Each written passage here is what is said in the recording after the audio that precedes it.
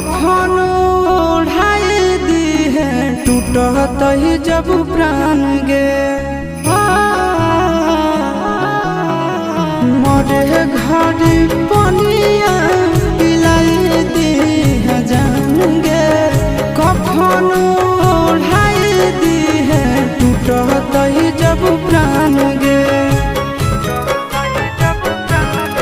हगे हमारा से तोरा जाती प्यार होता भेट सक छात कर लगे